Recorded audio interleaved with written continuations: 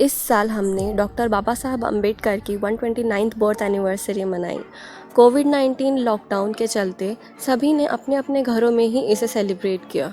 दोस्तों, मेरा नाम है पाखी और आज मैं आपके सामने बाबा साहब की वो ऐतिहासिक स्पीच जो उन्होंने एक आखिरी बार संविधान सभा में दी थी, उसे मैं हिंदी में ट्रांसलेट करने की कोशिश करूँगी। दोस्तों, आप जानते हैं कि 25 नवंबर 1949 को संविधान बनके रेडी हो चुका था। संविधान कमेटी अपनी जिम्मेदारी पूरी कर चुकी थी और बाबा साहब संविधान सभा में संविधान को प्रेजेंट करने वाले थे।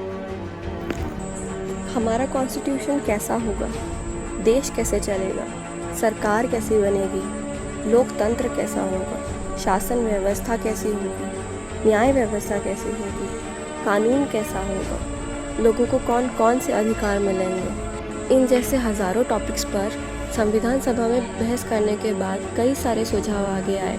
कुछ माने गए और कुछ नहीं। बाबा साहब कॉन्स्टिट्यूशन बनाने वाली कमेटी के अध्यक्ष थे।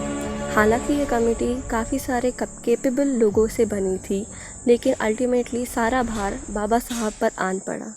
उन्होंने फाइनली इंडिया का कॉन्स्टिट्यूशन प्रस्तुत करते हुए कहा, राष्ट्रपति सर, मैं कॉन्स्टिट्यूशन ड्राफ्टिंग कमेटी के द्वारा कंफर्म किए गए संविधान की रूपरेखा को प्रस्तुत करता हूँ और निवेदन करता हूँ कि इस पर विचार किए जाए। मैं संविधान की अच्छाइयाँ गिनाने नहीं आया हूँ, क्योंकि मुझे लगता है कि संविधान कितना भी अच्छा हो, वो बुरा साबित होगा अगर उसे इस्तेमाल में लाने वाले लोग बुरे होंगे। राजनीति में भक्ति और नायक पूजा की परंपरा के बारे में उन्होंने कहा, हमें जॉन स्टुअर्ट की उस चेतावनी को ध्यान में रखना चाहिए जो उन्होंने उन लोगों को दी है जिन्हें प्रजातंत्र को बनाए रखने में दिलचस्पी है।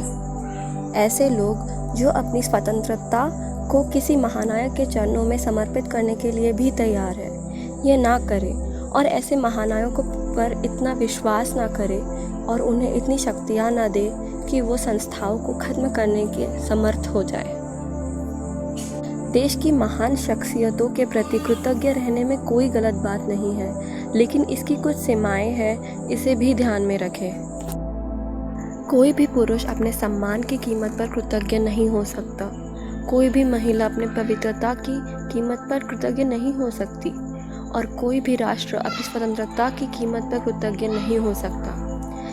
ये सावधानी भारत में किसी अन्य देश के मुकाबले ज़्यादा बरतनी ज़रूरी है, क्योंकि भारत में किसी व्यक्ति की हीरो की तरह पूजा करने में बाकी देशों के मुकाबले हम कहीं आगे हैं।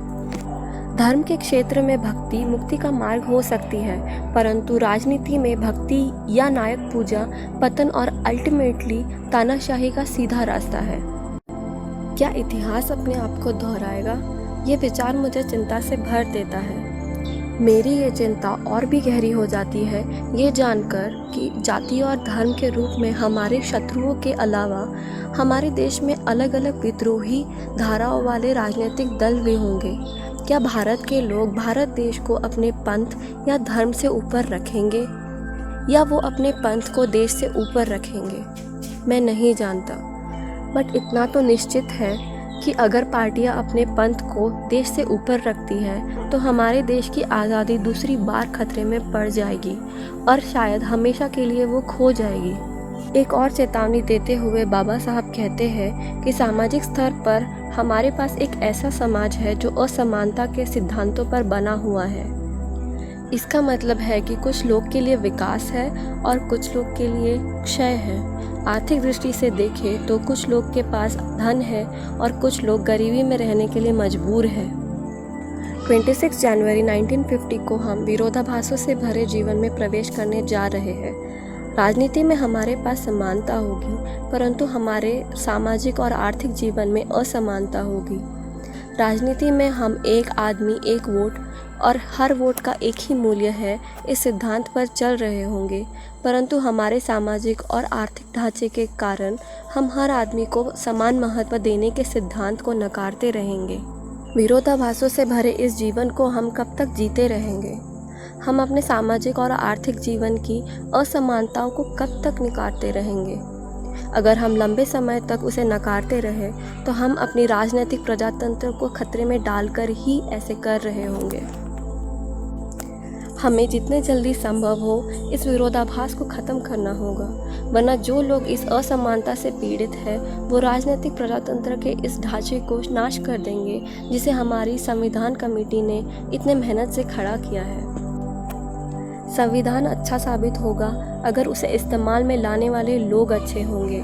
संविधान सिर्फ राज्य की विधायिका, कार्यपालिका और न्यायपालिका आपको प्रदान करेगा, लेकिन ये देश के लोग और राजनीतिक दलों पर निर्भर करेगा कि वो इसे कैसे इस्तेमाल करेंगे। इसलिए जनता और उसके राजनीतिक दलों की भूमिका को संदर्भ में न लाए बिना संविधान पर कोई भी निर्णय या टिप्पणी करना मेरे विचार में व्यर्थ होगा।